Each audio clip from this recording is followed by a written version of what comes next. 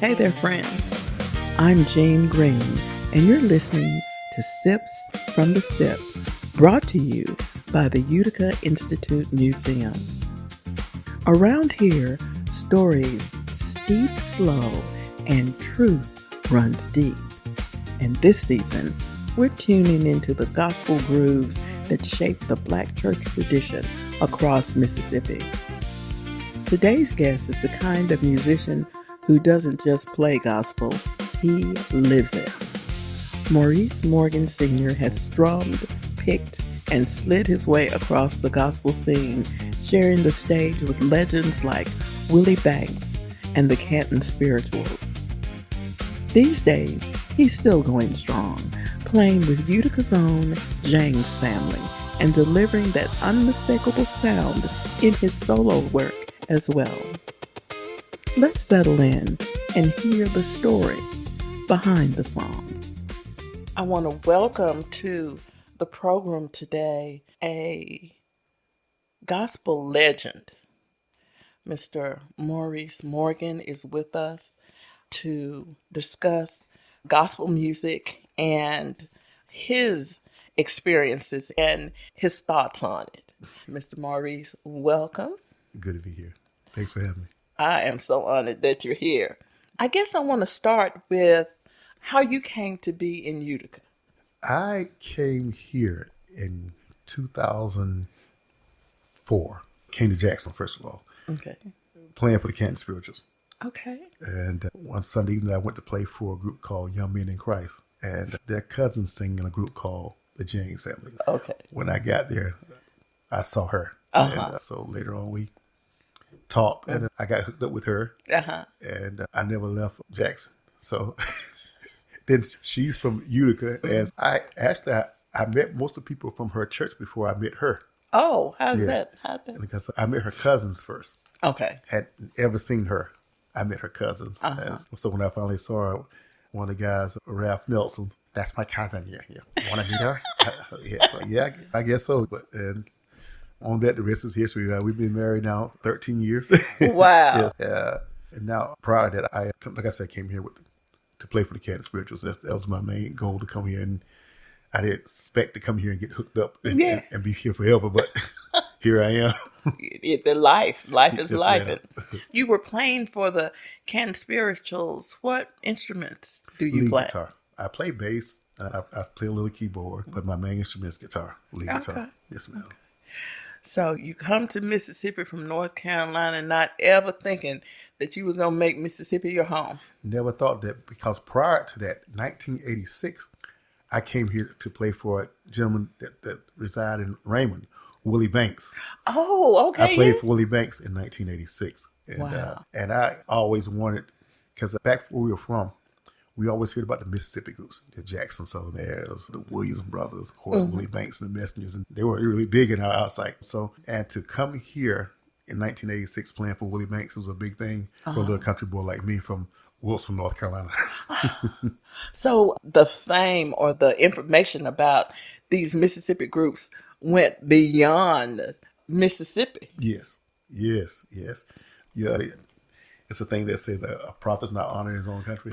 But man, we thought those guys were stars, and to me, they still are, because they played a real important role in our lives. Because my grandfather was he was a farmer, and he on the tractor. Sometimes you could hear the radio playing, and he would play stuff like the CBS Trumpeters. Yeah. Of course, you hear the Jackson Southerners, and Willie Banks and his Jackson Southerners before he came Willie Banks and the Messengers. The history of Mississippi was already embedded in me before I got here. So prior to the 80s. Right. Yes. Yeah, prior to the 80s. Yeah. It's really interesting what you said about a prophet is not honored in his own land. Yes.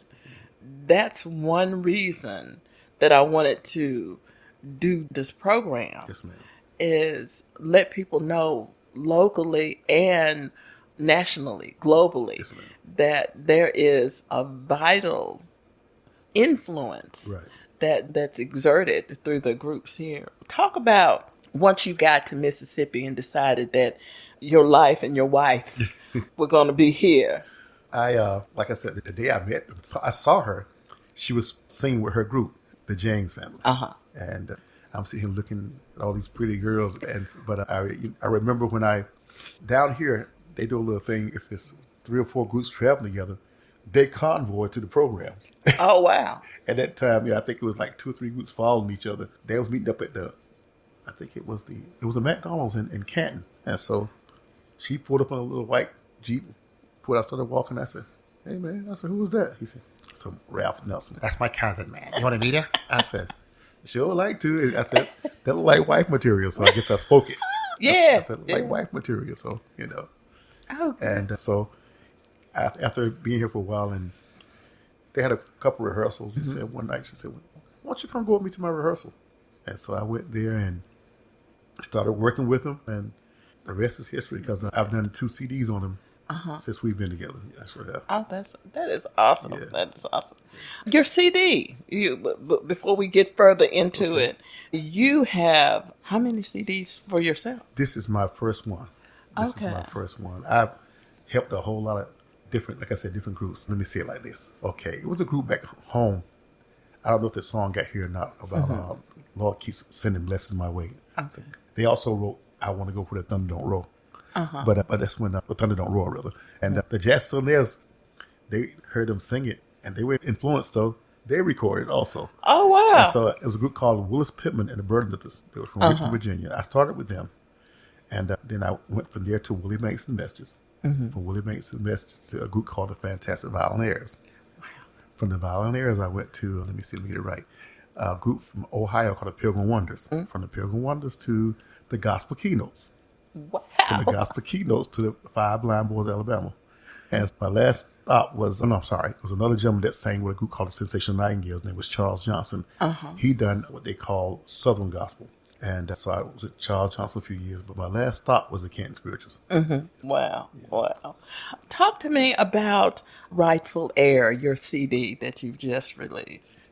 That Rightful Air was something that, like I said, I was talking about Charles Johnson. He's the guy that wrote It's Gonna Rain, I Want to Be at the Meeting. And we were sitting there talking one day, and he had a song that says, "My father owns a cattle on 1,000 hills. I believe I own just one." And in other words, when I think of his face and I see, how do you put that? But anyway, it ended up saying, "I'm rich in faith and in love and joy. I got more than my share." And one day I'll be moving to a mansion where I'm a rightful heir.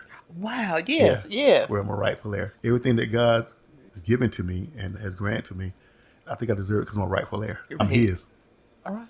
Your album has 12 different songs on it. I'm really excited about hearing this. Yes, ma'am. And adding this to the museum collection. But I want to talk some more about this in a little bit. Okay. But let's talk a little about what gospel music is to you and what it's done for you. Can you take us there? Yes, ma'am. Because I was born before my mom and dad got married. I lived with my grandparents. And they had a group at that time called the Lucas family. Okay. And that was my grandmother, granddad, and my uncle played guitar, and I had a cousin that played bass. And so that's what I was raised up on. And grandma would take us up to church. And at that time, when we go to church, once you learn how to read, there was always a red hymnal in the back of the pew. So when the choir is singing, if you didn't know the words, the thing was to don't look at the choir, get the hymnal, and sing along with it. Everybody join in and sing along. And though the words that I would read, sometimes it took me a long time. When I got older, I said, "Oh, that's what that meant. Blessed quietness, holy quietness. What assurance in my soul. On a stormy sea, Jesus speak to me, and the billows cease to roll." And, I became a young man and said, "Oh, now I see." But it was just stuff that Grandma was trying to teach us at the time, and she would say, "I can't give it to you," but just pray and let God give you understanding. And so the music that they sang, and I saw the way they reacted. And some of the stuff I didn't understand because I was so young, but I saw the way it would move her, and I saw the way it moved my granddaddy to the point that she would, what they call, back in the day, they call it shouting, foot praise. And she would just sometimes be in the kitchen, she'll hum along some song, and it would get so down in her until she'll just stop for a minute, and we'll go in there and see what's going on with her. Go back in there and do what you're doing, or just have a time meeting the Lord. So the music that she would let us hear, she had an album, record player. And at that time, It was like, I think the speed of it was 16. Okay, yeah. 16, and they were real thick. Yeah, Yes. yeah. And so she would play those songs like The Pews, or what was it, The Consolers, Waiting for My Child to Come Home, Oh, yeah. and all that kind of stuff, man. Made the work I done speak for me. So this is songs we hear it all every day, really. And when they go in the field to work, Granddaddy had an old radio that sometimes the static comes Right. But as long as there was some gospel music, he would play it. But during that time, gospel music only was played for a short length of time. It's not like it is now. It's plentiful now. You can hear it every day. But, when we did hear it, it was just for a short period of time, maybe an hour. Saturday, you hear it for an hour. But Sunday, Oh, yes. yeah, they had a big radio, and they just blasted. And what you getting ready to do then is get washed up, get ready, come eat, and then it's time to go to church. And we'll pull up in the churchyard sometime, and I could hear them singing there, having testimonies and everything. And you knew who was singing what because you knew their voices. But everybody had their way of expressing what they felt. And I think that's part, I'm going to go up to now. I think sometimes that's what we have an issue with. Everybody don't express themselves the way when they sing. Everybody expresses themselves a different way when they sing. And that's why you got the different artists, because everybody brings something different. Right. If we all sound the same, wouldn't be no need for a Willie Banks, a Mississippi Mass, or was it whatever, But like I said, when I was small, those songs, I would hear them, and they would come down in me, and I didn't really realize that sometimes it gave me this feeling that I couldn't understand as a young boy. But when I would hear Michael Jackson, I liked Michael Jackson because we were around this. He was a couple years older than me, but you only saw that only shortly at the time too, because we only had about 3 channels. But what I'm trying to say about it was, at that time, that was devil's music. So we had to stick with the gospel music. That's right. And if you're going to listen to it, you couldn't listen to it in grandma's house. That's right. Or my parents' house. There was something that had to be done away from the house. But it was something that was instilled in me, gospel music. And it seems like now there is that same feeling I get when I can tell when somebody's singing it from their heart. Yes, exactly. And I can tell when somebody's just singing words. And the words might be true, but you can tell when they're just singing words, instead of feeling it, the difference. You're talking about you mentioned at one point the songs we heard in the way that was distributed to us. So that really resonates because people forget now, when we have all of this access, that at one time there was no access. That's right. And if we could hear it, if we heard it through the week, it was really rare. And especially on like Saturday, you might hear it, like you said, for an hour. But it seemed like us all that played all day Sunday. You heard it on the radio. There might not have been a television program with it. I can't recall that. Only thing I recall was in the 70s. There was, of course, it was Southern Gospel then. It was a group called, I'm trying to think of their names right now, but they came on every Sunday morning. Jubilee. You're invited to this gospel jubilee.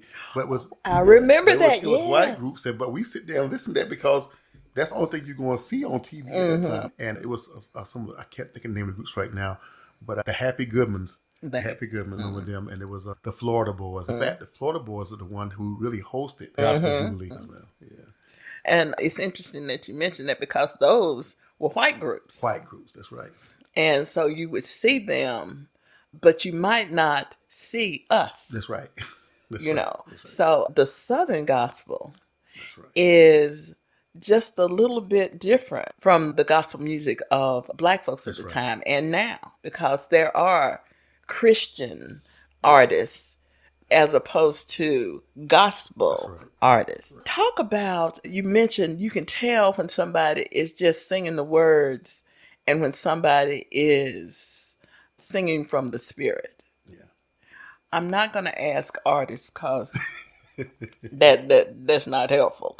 But can we talk about, you mentioned how when you were a young boy and they were words, but you could tell that there was something going on with the older folks. Right. Talk about how that translates down through time now.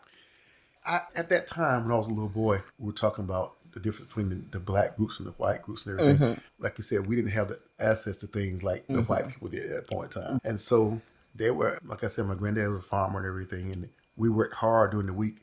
But when you get to church and you hear them sing, one of the guys her song said, "I got just a little while to stay here, and I'll be leaping through those pearly gates." In other words, you know, and one guy said it won't always be like this. I hope it won't be this way. And that was a song by a black group at that time called the Angelic Gospel Singers. Yes. Yeah, they're bound for Mount Zions and all that kind of stuff. But those, Mahalia Jackson and all those people were really strong in the late 60s and early 70s. And so when we go to church, man, we would hear, if somebody was singing, "I ain't got long to stay here," you can tell, man, it came from all that hard work and what they've been going through. They were singing about what they went through and knowing that someday there's going to be a change. And I would hear some people come to church and sing, had nice voices, and it excites you because the voice was nice.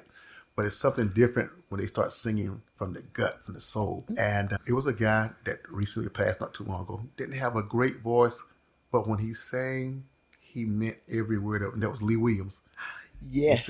And we had those people back in our church like that. They didn't have great voices that go way up in the air and come back down and do all these floats, but they were singing from experience. Reverend F.C. Barnes, I remember when I was a little boy, he used to come around and sing. Oh, okay. And that was way before Rough Side of the Mountain, because he done Rough Side of the Mountain. That was in the 80s, but we're talking about like in the 70s. And he had this black Continental, and he'll be the only man. He'll get out, and when he opened that door, it seemed like 15 women would get out of the car, because you could pack a whole lot of fucking cars in. But they'll come in there, man, and they would sing from their heart. They weren't looking for money. But they were singing about, and they said, "Why you always sing about hard times?" He would say, "I write about what I know about." Oh, yeah. And so a lot of times when I was listening to them in church sing their songs, man, and you see the tears flowing, you knew it was coming from the heart. And other than somebody just singing a selection. We're going to have a little song about Brother Maurice. Brother Maurice get there singing, got these all pretty runs to give him a hand. Yeah. But you can tell something different when the next gentleman gets up and sing, and he's singing it from his heart and from his soul. It leaves a different kind of impression on him. It does. Yeah, Yes, it does. It does. That is so true. Yes, ma'am. That's so true. I really enjoying hearing you talk about the times I remember. Yes, ma'am. And I want you to, I had a thought, right, when we were talking about that, about these songs that we heard when the old folks, the old deacon would get up and do his hymn. Right. They all seem to sing the same one. "I love the Lord, He heard my cry." That's right. And then the church would take up, and that's I remember when me being a young person, I was like, what are they talking about? And then as I got older, I was like, oh, okay. Yeah. I know what you say. Yeah. So it was a way of, as you said, teaching us. That's right. And preparing us where we needed to go. Yes, ma'am. Talk about the importance of the way gospel has evolved over the years. I'm talking Black gospel has evolved over the years, especially from your experience of playing it and singing it.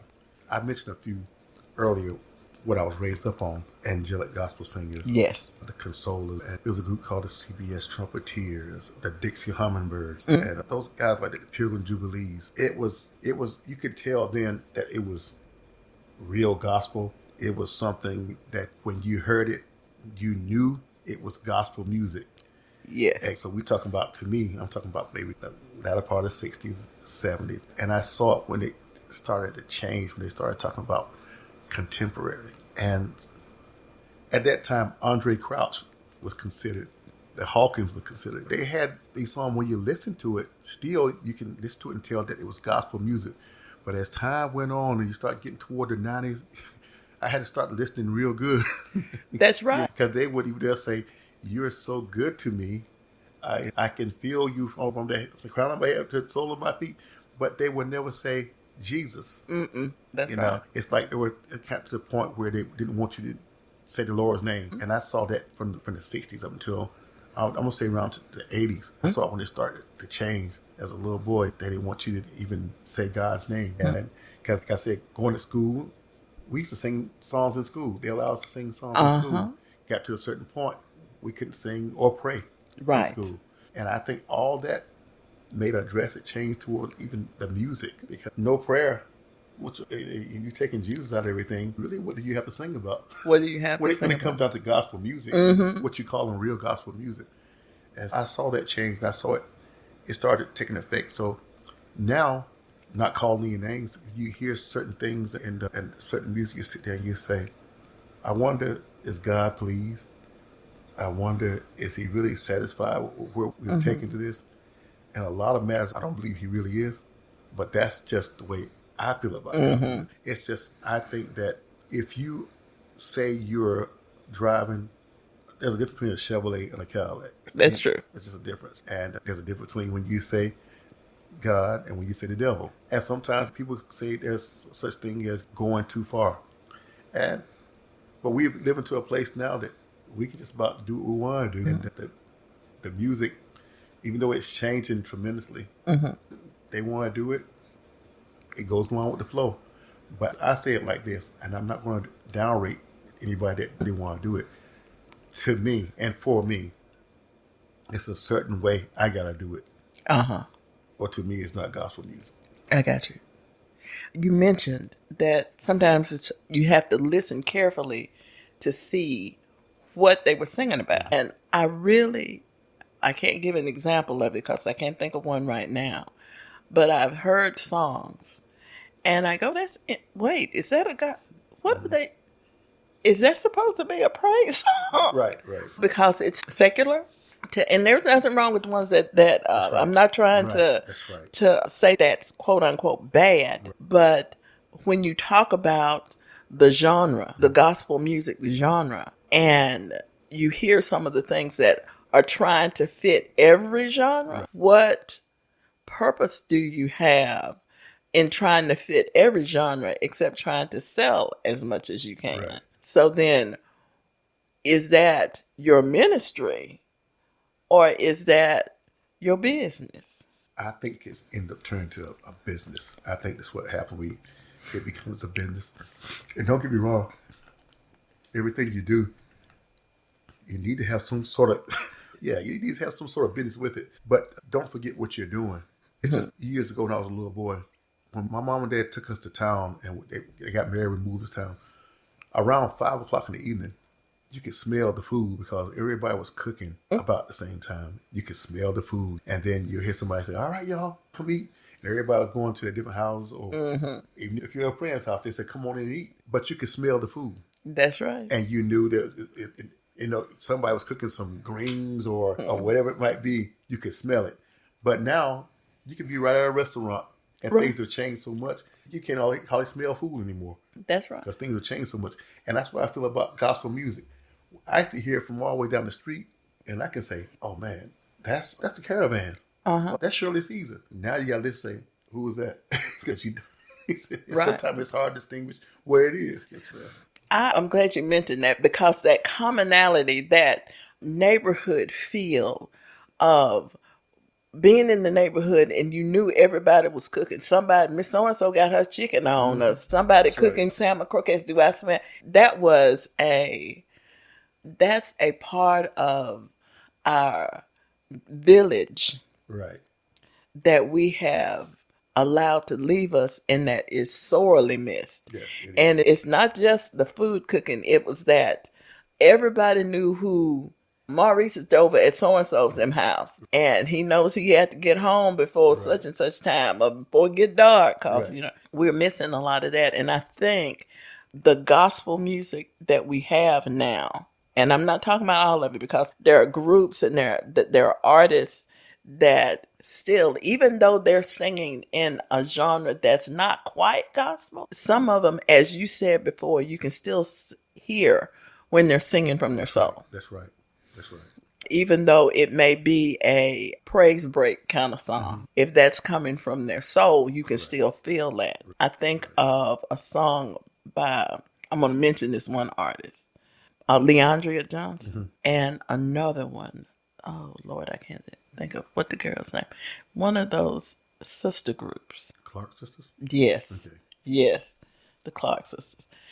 sometimes you can hear in their voices Oh, yeah. that's from their Yes. soul. Yeah. So, would you say reaching into the soul is the soul of gospel music? It is. It is. You just said when you talked about the Clark sisters, I didn't really, when I started traveling, I didn't see them that much because we were what they would call, what we considered quartet, and they were considered was contemporary. Oh, yeah. But when you saw them get to the stage, you could hear the upbringing. You could hear that somebody knows something about the Lord. And when they start singing, man, you could feel what they were doing. And there are people that I watched Kurt Franklin one night, which is totally different from anything I have seen in my life. But he started singing. Someone asked the question, "Why do we sing?" Yes.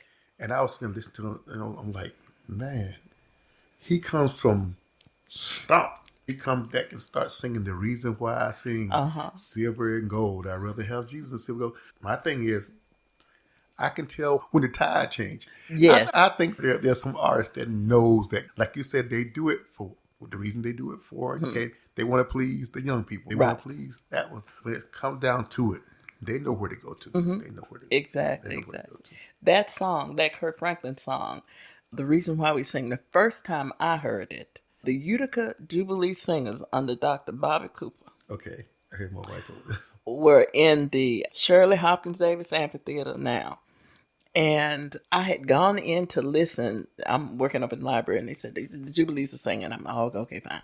So I go over to just be present so they have an audience. I didn't expect to be touched by a song. Okay. And they had done some of the songs. And I was like, yeah, that's good, baby. That's good. Yeah. And one of them got up to lead the reason why we sang. And that just, I stopped. I was like, what? Yeah, so I'm going to ask a question. I can't sing. I will sing, but I can't sing.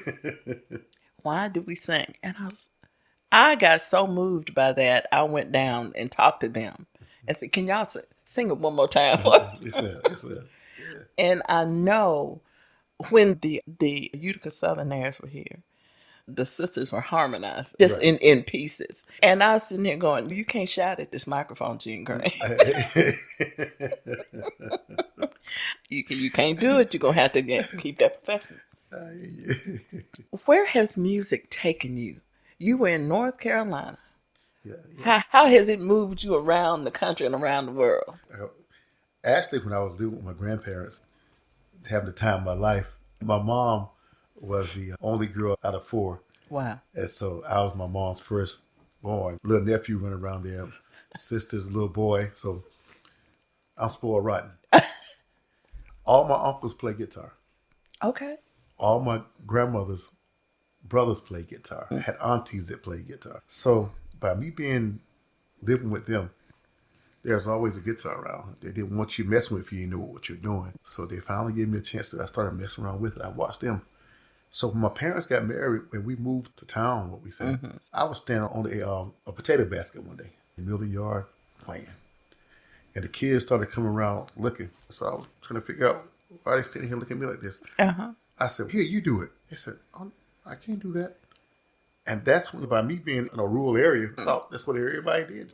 They said, we can't do that. So I was like, oh. So I started singing, and there was a lady that lived across the street named Miss Lois Best. At the time, my mom and dad weren't really in church. My dad, I wouldn't see him after Friday. I'll probably see him again Sunday morning. But he'd come in and say, all right, let's go to church.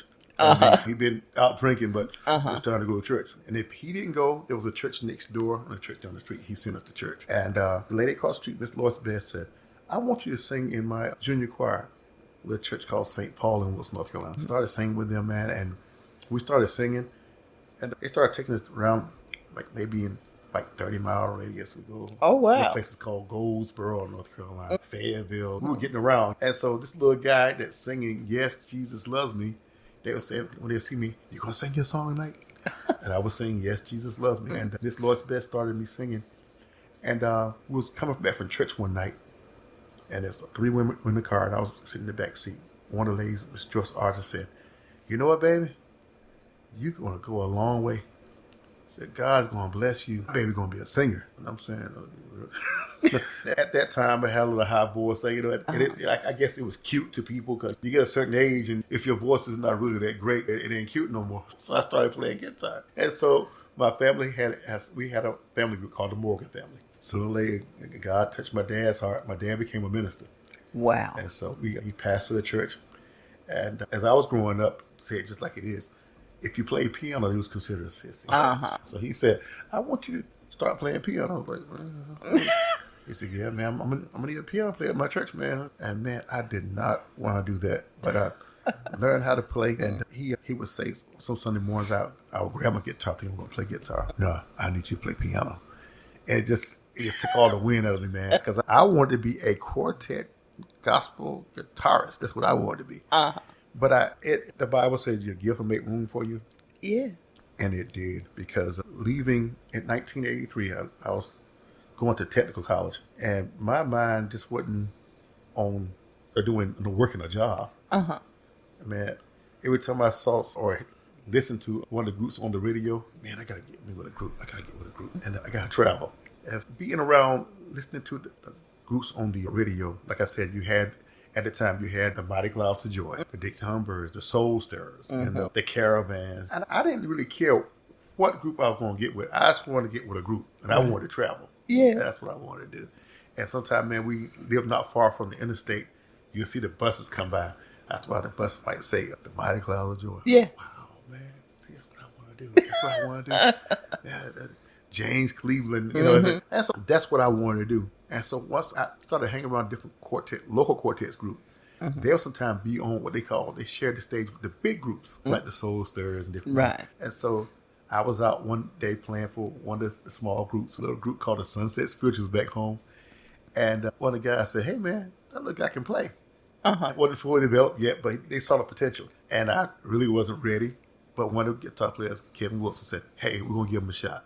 And that's where it started with, like I said, with the group called the Burden Lifters from the start. The Burden Lifters started there. But they were considered as a group that wasn't growing. It's like a regional thing. They were up and down 95, where I lived at.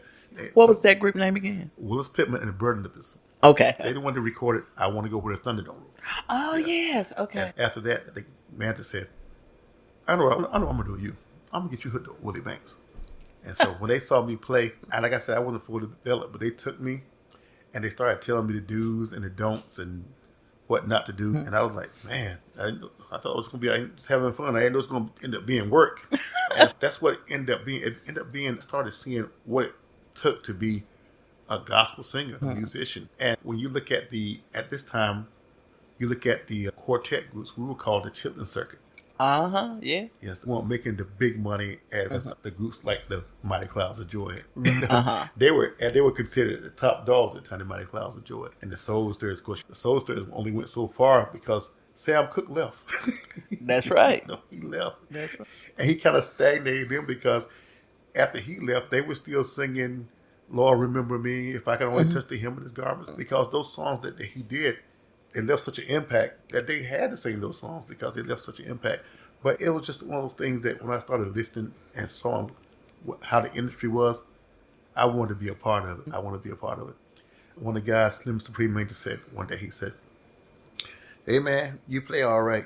You do. But you got a long way to go. And it just took all the wind out of me. Oh, no. And I thought it was being cruel. But what they were trying, in everything, it takes time. It takes, even preaching, you start pastoring, and sometimes you do things sometimes that seem so close to be the spirit. Sometimes it's your own, own thought. And so it's the same thing, everything you do. But gospel music at that time, when they started telling me the do's and don'ts, I didn't understand it because I just thought everybody can just praise the Lord and that's what it was.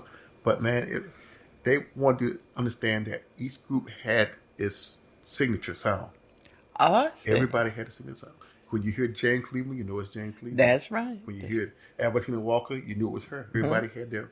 And so that's what taught me when I came, not knowing that a little guy from the projects would soon travel all across the world and even took me overseas. Oh, wow.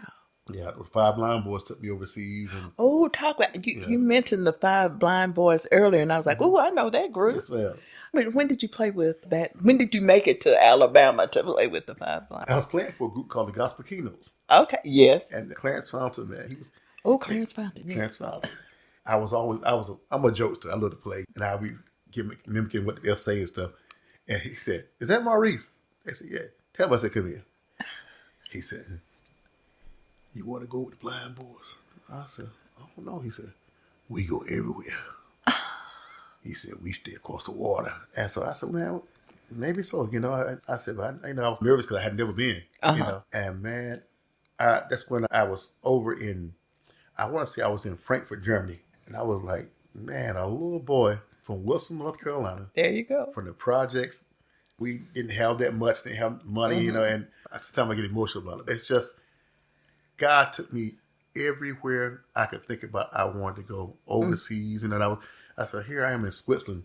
And I remember one Christmas morning, I said, this ain't going to happen no more, Lord. I can't. I called back home, and my mom was cooking. And so when I looked out the window, a group of people got there, and they started singing Silent Night. And I said, oh, God, what have I done? But that group, the Five Blind Boys, they were the reason why I was able to go a lot of places overseas. That I never thought that I would be able to do that. But that's what the Five Blind Boys, they were different. Clarence Fountain, he's deceased now. A lot of the guys. But the guys that I got a chance to sing with were the guys that I used to look at on album covers when I was a little boy. And I was like, man, and Mr. Archie Brownlee, I never got a chance to meet, but I heard so much talk about, and they always said he was part of the Blind Boys. And they were really excited about Archie Brownlee being a part of the Five Blind Boys. They say, so you're a part of the legacy. So, that's right. Hey, man. And I got a chance to, in doing that, the Dixie Hummingbirds were also traveling overseas. And so I got to know those guys personally, man. But out here I am saying, everybody was on the radio when I was a little boy. I'm learning them on first name basis. Isn't that something? Yeah. Isn't that so exciting, though? Yeah.